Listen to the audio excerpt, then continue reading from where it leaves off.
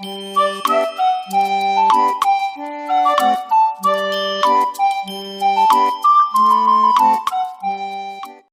ini kita akan belajar untuk mata pelajaran tematik tema 1 dan kita memasuki subtema 3, hidup rukun di sekolah pembelajaran yang pertama. Nah, kalian sudah siap belajar di subtema 3. Yuk kita belajar bersama-sama. Udin dan teman-teman belajar di sekolah. Selain waktu belajar, ada juga waktu istirahat. Apakah di sekolah kalian ada istirahatnya adik-adik? Pasti ada ya. Nah, waktu istirahat dapat digunakan untuk berbagai hal. Ada yang bermain, berbincang, atau saling bercanda dengan teman. Udin dan Beni beristirahat di bawah pohon rindang. Mereka menikmati bekal makanan dari rumah bersama-sama. Apa yang kamu lakukan pada waktu istirahat di sekolah, adik-adik? Apakah kalian bermain dengan teman atau kalian makan bekal kalian? Apakah kamu bermain dengan temanmu? Ya, pasti kalian bermain dengan teman kalian saat istirahat. Bagaimana sikapmu ketika bermain dengan temanmu? Ya, kalian harus rukun ya dalam bermain, tidak boleh bertengkar. Nah, di sini ada Udin dan Beni yang beristirahat di bawah pohon rindang. Mereka sedang makan bekal mereka. Bekal makanan yang dibawa Udin disiapkan oleh ibu. Ibu menyuruh Udin untuk berbagi dengan teman di sekolah. Nah, di sini ada percakapan antara ibu dan Udin. Jadi, ibu menyiapkan bekal untuk Udin dan menyuruh Udin untuk berbagi dengan teman di sekolah. Yuk, kita baca yuk. Bagilah bekalmu dengan teman-teman ya, Din. Itu kata ibu Udin. Baik, Bu. Mengapa kita sebaiknya berbagi dengan teman, Bu? Tanya Udin. Berbagi menunjukkan sikap rukun. Bawalah tempat bekalmu kembali ya. Itu jawab ibu Udin. Nah, di sini Udin disuruh untuk membagi bekalnya kepada teman-temannya. Dalam percakapan tadi ada kalimat perintah. Nah, di subtema 3 ini kita belajar tentang kalimat perintah. Kalau di subtema 2, kita belajar tentang kalimat ajakan. Kalimat perintah itu artinya apa ya? Kalimat perintah adalah kalimat yang digunakan untuk memerintah orang lain melakukan sesuatu untuk kita. Jadi kalimat perintah itu kalimat yang digunakan untuk memerintah orang lain melakukan sesuatu untuk diri kita, adik-adik.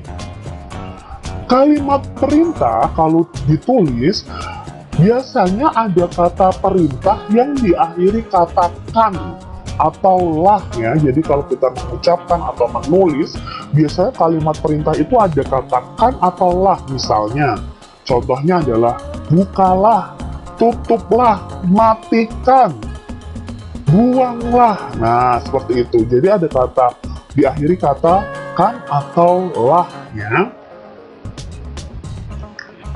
Jika kita menulis kalimat perintah, harus diakhiri tanda seru. Ya, bukan hanya kalimat ajakan, tetapi ketika kita menulis kalimat perintah juga harus diakhiri tanda seru. Mengucapkan kalimat perintah harus dengan sopan. Bisa juga dilengkapi dengan kata tolong. Jadi misalnya nih adik-adik, tolong bukakan pintu itu. Itu sopan adik-adik, jangan sambil membentak, hei bukakan pintu itu. Nah, itu tidak sopan adik-adik. Jadi saat kita mengucapkan kalimat perintah, harus dengan sopan dan bisa dilengkapi dengan kata tolong. Contoh kalimat perintah di sini, bacalah buku itu. Kalau ditulis harus diakhiri tanda seru. Tolong ambilkan boneka itu. Matikan lampu itu. Tolong tutup pintu itu, Rini. Bukalah bekalmu itu, Doni. Nah, ini adalah contoh dari kalimat perintah. Nah, sekarang coba buatlah kalimat perintah dengan kata-kata berikutnya, adik-adik. Coba buat kalimat perintahnya dengan kata bawakan. Bawakan tas itu. Nah, bisa ya. Tutuplah. Tutuplah pintu itu. Jagalah. Jagalah kebersihan. Matikan. Matikan kompornya bisa. Sapukan. Sapukan ruangan kelas. Makanlah. Makanlah coklat itu. Ingat, kalau kita mengucapkannya tidak diakhiri tanda seru, langsung kita bilang makanlah coklat itu, tanda seru. Bukan seperti itu, adik-adik. Ketika kita menulisnya baru diakhiri tanda seru. Kerjakan, kerjakan PR-mu. Bukakan, bukakan pintu itu. Buangkan, misalnya buangkan sampah itu. Adik-adik bisa membuat kalimat perintah yang lain ya adik-adik ya dari kata perintah berikut. Bacalah kalimat perintah di bawah ini. Lengkapilah kalimat berikut menjadi kalimat perintah. Nah, di sini Kak Cita punya 5 soal. Yang pertama, titik-titik ke kelas setelah bel berbunyi. Kira-kira kalimat perintahnya apa ya? Titik-titik ke kelas setelah bel berbunyi. Ya, masuklah ke kelas setelah bel berbunyi. Yang kedua, titik-titik kebersihan kelas. Oke, jagalah kebersihan kelas ya kalimat perintahnya. Yang ketiga, titik-titik pintu setelah masuk ke dalam ruangan. Tutuplah. Yang keempat, titik-titik buku-buku di rak agar terlihat rapi.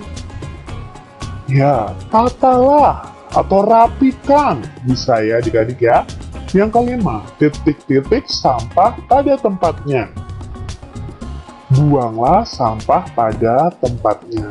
Diakhiri tanda seru karena di sini kita menuliskannya harus diakhiri tanda seru. Di kelas, para siswa sedang belajar menggambar. Udin, Edo, dan Siti menggambar dengan alat yang berbeda. Nah, di sini Udin menggambarnya menggunakan pensil warna. Edo menggunakan spidol. Sedangkan Siti menggunakan krayon. Kak, apakah ada bedanya mewarnai dengan pensil warna, spidol, dan krayon? Tentu ada adik-adik. Nah, teman-teman coba kalian ambil krayon, adik-adik ambil krayon, pensil warna, dan spidol. Lalu buatlah goresan dengan alat warna tersebut. Lalu amati adik-adik, apakah ada perbedaannya? Pasti ada adik-adik. Nah, perbedaannya adalah ini hasilnya kalau kita mewarnai dengan krayon. Jadi hasilnya nanti akan tebal tapi kasar. Jadi kalau kita mewarnai krayon itu harus dihaluskan dengan penghalusnya. Jadi ada alat khusus yang bisa menghaluskan saat kita mewarnai dengan krayon, tapi hasil awalnya itu memang tebal dan kasar. Kalau kita mewarnai dengan spidol, maka hasilnya akan tebal dan halus. Ya, adik-adik, kalau kalian mewarnai gambar kalian dengan spidol, itu hasilnya tebal dan cenderung basah. Jadi kita harus diamkan beberapa saat dahulu. Lalu hasilnya juga halus. Ini contoh gambar yang diwarnai dengan spidol. Kalau kita mewarnai dengan pensil warna, maka hasilnya akan tipis dan halus. Jadi tidak setebal spidol dan krayon. Di sini hasilnya tipis ya, tidak terlalu terlihat dan halus. Jadi kalian harus tahu bagaimana hasil kalau mewarnai pakai spidol, krayon, dan pensil warna. Tadi, Udin dan Edo serta Siti mewarnai sesuai dengan alat warna yang mereka gunakan. Nah, kita tentukan dulu hasilnya. Di sini Udin memakai pensil warna. Kira-kira Udin hasil warnanya yang mana? Ya, yang gambar rumah atau sekolah ini. Lalu, Edo memakai spidol. Ya, yang gambar pohon. Siti memakai krayon yang hasilnya tebal dan kasar, maka gambar yang ini. Jadi ini sudah kita pasangkan sesuai dengan hasil gambar yang sesuai. Siswa di sekolah Udin cukup banyak. Ada 122 siswa laki-laki dan 117 siswa perempuan. Jumlah siswa di sekolah Udin seluruhnya adalah titik-titik. Nah, berarti kita di sini akan menjumlahkan jumlah siswa laki-laki dan jumlah siswa perempuan. Dalam penjumlahan itu bisa dikerjakan dengan dua cara, yaitu cara panjang dan cara pendek. Nah, cara panjangnya seperti ini adik-adik. Jadi 122 itu kita ubah dalam bentuk panjang terlebih dahulu, yaitu 100 ditambah 20 ditambah 2. Lalu 117 kita ubah juga dalam bentuk panjang, yaitu 110 ditambah 7. Nah, baru kita jumlahkan di situ. Nah, penjumlahannya dari satuan, bukan dari ratusan adik-adik. Jadi 2 ditambah 7, 9. Lalu kita ke depan lagi, 0 tambah 0, 0. 2 tambah 1, 3. Lalu 0 tambah 0, 0, 0 tambah 0, 0, 1 tambah 1, 2. Berarti ketemu 200 ditambah 30 ditambah 9. Lalu kita jadikan 239-nya sama dengan 239. Atau kita kerjakan juga dengan cara pendek. Nah, cara pendek itu bisa kita kenal dengan susun pendek ya. 122 ditambah 117. Nah, untuk penjumlahannya kita jumlahkan dari satuan dulu. 2 tambah 7, 9. 2 tambah 1, 3. 1 tambah 1, 2. Maka jawabnya 239. Hasilnya sama, cuma cara pengerjaannya saja yang berbeda. Menjumlahkan tanpa menyimpan. Nah, kita akan belajar menjumlahkan tapi tanpa menyimpan. Di dalam keranjang hitam ada 134 buah rambutan. Di dalam keranjang merah ada 123 buah rambutan. Berapa banyak buah rambutan seluruhnya? Berarti kita menjumlahkannya dengan cara bersusun. Nah, kalian tinggal pilih nih yang cara panjang atau cara pendek. Di sini Kak Citra menjelaskannya dengan cara bersusun pendek. Nah, kita awali dari angka satuan dulu yang kita jumlahkan. 4 ditambah 3 itu sama dengan 7. Lalu kita letakkan di bawah sini ya. Berikutnya puluhan kita jumlahkan. 3 tambah 2, 5. 1 tambah 1 ada 2. Berarti hasilnya adalah 257. Jadi diingat ya adik-adik ya, tambahkan angka satuan dengan satuan, puluhan dengan puluhan, ratusan dengan ratusan. Jadi banyak buah rambutan seluruhnya ada 257. Nah, ini contoh lain adik-adik ya. Jadi dari satuannya terlebih dahulu. 6 tambah 0, 6. 5 tambah 1, 6. 2 tambah 1, 3. Ini juga contoh berikutnya. Sekarang kita coba kerjakan bersama. Kak Citra punya soal di sini ya, penjumlahan dari 3 bilangan ditambah 2 bilangan. Nah, kalian harus benar dalam menulis saat kita menyusunnya ke bawah. Jadi satuan dengan satuan, puluhan dengan puluhan. 9 ditambah 0 sama dengan, ya 9 tambah 0 itu 9. Lalu 5 ditambah 4. Ya, 5 ditambah 4, 9. Lalu 2 ditambah, tidak ada ya. Di situ ada kosong, berarti ratusannya 2. Jadi jumlahnya 299. Coba lagi adik-adik. 7 ditambah 1, 8. Lalu puluhannya kita jumlahkan. 7 tambah 2, 9. 1 tambah 2, 3. Berarti jumlahnya adalah 398. Siswa di sekolah Udin cukup banyak. Nah, ini jumlah siswanya berbeda adik-adik.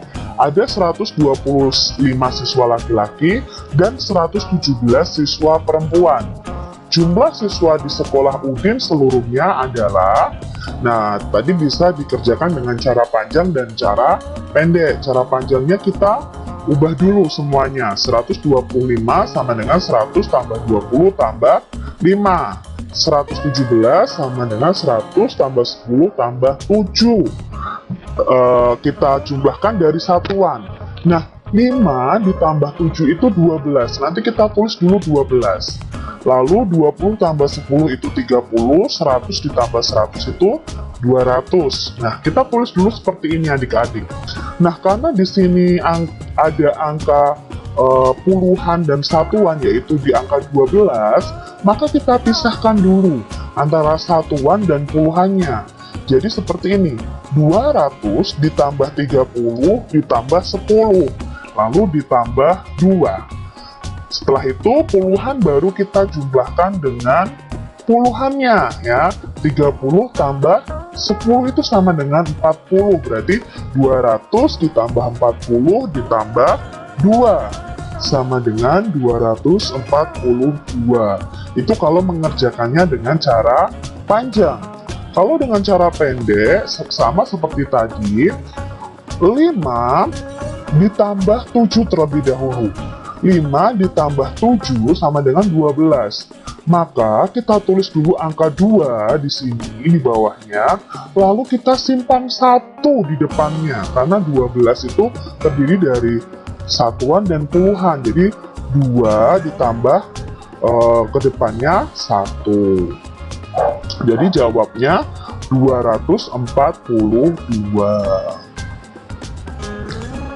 Kita lihat contoh soal berikutnya. 267 ditambah 129. Kita kerjakan dengan cara panjang. 267 berarti terdiri dari 200 ditambah 60 ditambah 7. 129 sama dengan 100 ditambah 20 ditambah 9. Lalu kita jumlahkan dari satuan. 7 ditambah 9. Nah, kalian bisa berpikir begini. 7 ditaruh di pikiran kalian. Lalu kalian buka jari kalian sebanyak 9. Baru kalian hitung. Setelah angka 7, hitung jari kalian. Jadi 7, 8, 9, 10, 11, 12, 13, 14, 15, 16. Sekarang 60 ditambah 20 ya. 0 tambah 0, 0. 6 tambah 2, 8. Jadi 60 tambah 20 adalah 80. 200 ditambah 100 sama dengan 300. Nah, di sini ada puluhan dan satuan lagi nih. Nah, kita jumlahkan. Di sini sama dengan kan 16. Lalu kita pisahkan dulu antara puluhan dan satuan. Maka hasilnya seperti ini. 6 ditambah 10 dari 16 ya. Lalu ditambah 80 ke depannya, baru 300. Nah, kita jumlahkan adik-adik. Dari belakang satuannya 6. Sekarang puluhannya 80 tambah 10. Ya, 90, lalu ratusannya masih tetap yaitu 300. Baru kita gabungkan 396. Jika ditulis seperti ini hasilnya. Nah, Kak Cira punya contoh lagi supaya kalian lebih paham. 185 ditambah 234. Maka jika dibuat dengan cara panjang, itu 100 ditambah 80 ditambah 5. 234, kalau dibuat panjang, 200 tambah 30 tambah 4, kita jumlahkan dari belakang. Ya, 5 tambah 4 sama dengan 9. Lalu 80 ditambah 30, 0 ditambah 0, 0. 8 ditambah 3, 11, berarti 110. Ratusannya kita jumlahkan juga. Ya, ratusannya sama dengan 300. Nah, di sini yang harus kalian perhatikan adalah angka 110 ini. Ada angka ratusan dan ada angka puluhan. Maka kita harus memecahkannya terlebih dahulu. Jadi, satuannya tetap 9, 110-nya ini kita pecah jadi ratusan dan puluhan. Berarti 10 ditambah 100 ya. Jadi kita pecah dulu baru ditambahkan 300. Sama-sama ratusan nanti kita jumlahkan. Kita tulis satuannya dulu 9, puluhannya 10. Sekarang 300 ditambah 100. Ya, 400. Maka 400 ditambah 10 ditambah 9 jawabnya 419. Itu cara panjangnya. Sekarang kita latihan untuk cara pendeknya. 475 ditambah 254. 5 ditambah 4 sama dengan 9 ya. Kalian hitung 5 ditambah 4 sama dengan 9. Lalu 7 ditambah 5 berapa adik-adik? 7 ditambah 5 itu 12. Tidak kita tulis 12, tapi kita lihat angka paling akhirnya yaitu 2. Kita tulis dulu angka 2. Lalu satunya di mana, Kak? Satunya diberikan di angka depannya, diletakkan di atasnya seperti ini. Ya, tadi kan 12. Kita tulis dulu 2, lalu menyimpan 1.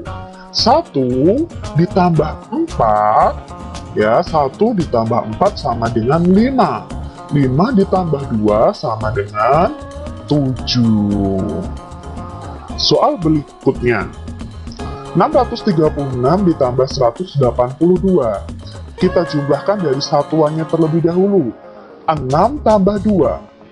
6 tambah 2 adalah 8, kita tuliskan. Lalu puluhannya 3 ditambah 8.